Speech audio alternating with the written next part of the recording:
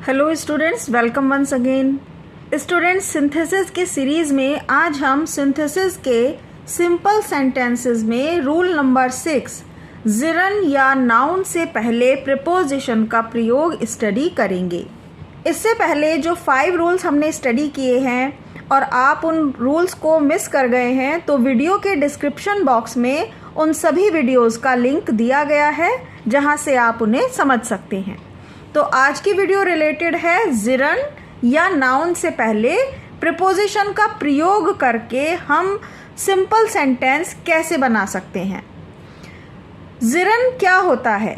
ज़िरन का मतलब है जब हम वर्ब में आईएनजी जोड़कर लिखते हैं।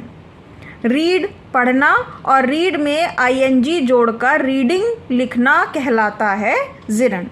नाउन सभी जानते हैं, किसी भी व्यक्ति का नाम, वस्तु का नाम, किसी भी चीज़ का नाम नाउन कहलाता है। ये सेंटेंस पार्टिसिपल्स और नॉमिनेटिव एब्सोल्यूट की तरह होते हैं। सबसे पहला रूल रिलेटेड था पार्टिसिपल से और थर्ड रूल रिलेटेड था नॉमिनेटिव एब्सोल्यूट से। ये वाक्य पार्टिसिपल्स और नॉमिनेटिव एब्सोल्यूट की तरह सिंथेसाइज बनाए जाते हैं। अगर आपने पार्टिसिपल्स और नॉमिनेटिव एब्सोल्यूट नहीं पढ़े हैं तो उनकी वीडियो का लिंक नीचे डिस्क्रिप्शन बॉक्स में दिया गया है और फर्स्ट टाइम आप इस चैनल पर हैं या आपने पहले कभी नहीं पढ़ा है तो आप उस लिंक के द्वारा इन दोनों टॉपिक को समझ सकते हैं।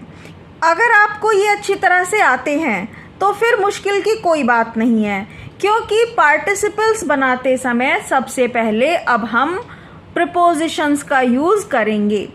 नॉमिनेटिव एब्सोल्यूट बना रहे हैं, कोई दिक्कत नहीं है, बस उसमें हमें याद रखना है कि सबसे पहले हम प्रीपोजिशन का यूज़ करेंगे।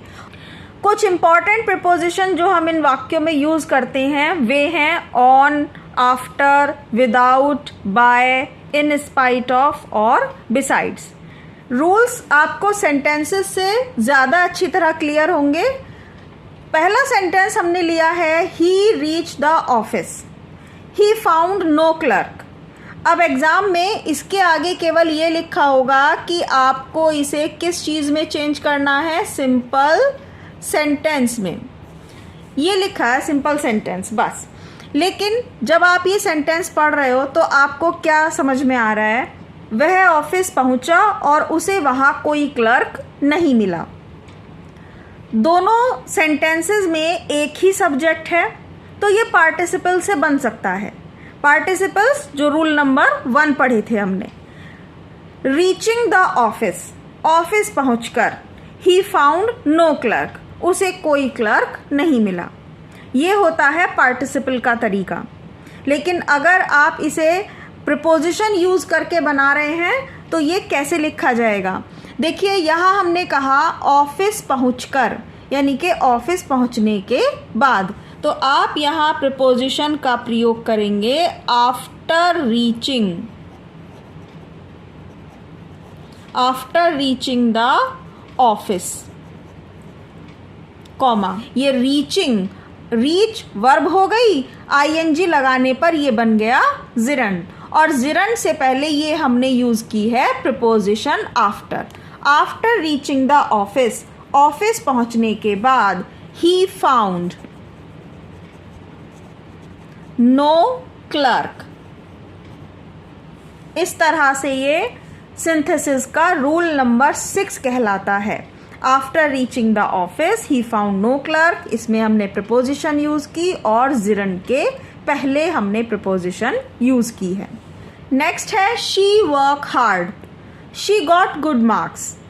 अब ये सेंटेंस है कि उसने कठिन मेहनत की, उसने अच्छे नंबर प्राप्त किए। By working hard, by working hard, comma, she got good marks.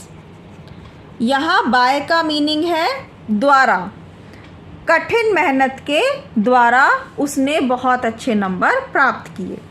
Next sentence है he took his food, he went to market.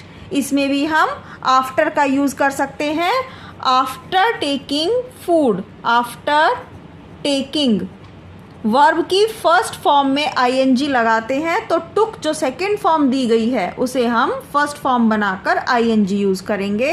After taking his food, अपना खाना खाने के बाद, ही वेंट टू मार्केट है। She work hard, she got good marks. इसे हम and से भी बना सकते हैं। She work hard and got good marks, उसने कठिन मेहनत की और अच्छे नंबर प्राप्त किए। लेकिन डिफरेंस क्या है सिंपल में और एंड लगा देने में? देखिए, एंड जो होता है वो स्पेशली मोस्टली कंपाउंड सेंटेंसेस बनाने का तरीका है। अगर हम यहाँ एंड का यूज़ करते हैं या सो का यूज़ करते हैं तो वो सेंटेंस कंपाउंड सेंटेंस कहलाता है।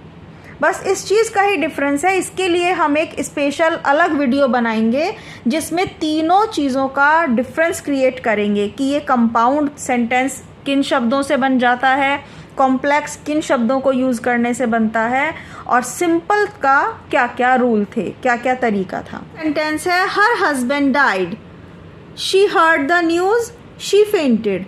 इसमें 3 सेंटेंस दिए गए हैं। कैसे लिखेंगे? ऑन हियरिंग, सुनने पर, सुनकर भी कहा जा सकता है लेकिन क्योंकि प्रिपोजिशन का यूज़ कर रहे हो तो इसमें ऑन प्रिपोजिशन आएगी। On hearing the news. अब हमने इसमें ये वाला सेंटेंस ऐड कर दिया। पहले on hearing the news of her husband's death. On hearing the news of her husband's death, she fainted. वह बेहोश हो गई। She fainted. Next sentence number 5 जो है ये थोड़ा सा अलग हटके है। यहाँ इस वाक्य में हम ये बताएंगे कि किस तरह से प्रिपोजिशन ज़रूरी नहीं है कि स्टार्टिंग में लिखी जाए, ये सेंटेंस के बीच में भी आ सकती है। आई बॉट अ पेन, मैंने पेन खरीदा। I gave 5 rupees for it, और मैंने इसके लिए 5 रुपये दिए। इसे लिखेंगे I bought a pen for 5 rupees. For 5 rupees, मैंने खरीदा एक पेन 5 रुपये में। तो मे की इंग्लिश यहाँ फॉर आएगी। हमेशा जो भी हम पैसे दे रहे होते हैं, किसी चीज़ की, किसी वस्तु की कीमत चुका रहे होते हैं, तो उससे पहले हम फॉर प्रिपोजिशन का यूज़ करते हैं। नेक्स्ट है number 6, he work hard, he failed. अब देखिए ये सेंटेंस है कि उसने कठिन मेहनत की, वह फेल हो गया। सिंपली आपके माइंड में सबसे पहले आसान चीज़ आएगी कि उसने कठिन मेहनत की बट ही फेल्ड, लेकिन वो फेल हो गया। अगर हम यहाँ बट का यूज़ करेंगे तो ये सेंटेंस सिंपल सेंटेंस नहीं कहलाएगा, ये बन जाएगा कंपाउंड सेंटेंस। सिंपल में हमें क्या करना है, क्योंकि एग्ज़ाम में तो यहाँ लिखा हुआ आएगा कि सिंपल में कन्वर्ट कीजिए, सिंपल से सिंथेसाइज कीजिए, तो उसकी वजह से हमें यहाँ पर बट का यूज़ नहीं करना। अगर लिखा होगा कंपाउंड बनाइए तो हम बट यूज़ कर सकते हैं, लेकिन सिंपल में कौन सी टेक्निक अपनाएंगे? सिंपल में रूल नंबर 6 लिखेंगे आप, इन स्पाइट ऑफ।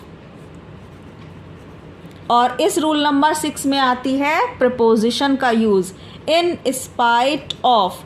इन अलग है, स्पाइट अलग है। इसका मीनिंग होता है के बावजूद।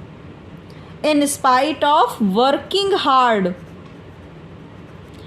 कठिन मेहनत करने के बावजूद भी, ही फेल्ड, वह फेल हो गया।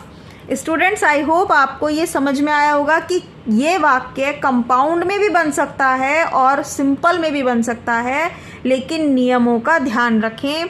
कंपाउंड में यहाँ बट आ जाता, he work hard but he failed, लेकिन सिंपल में हम यहाँ प्रिपोजिशन का यूज़ करते हुए इसे ऐसे बनाएंगे।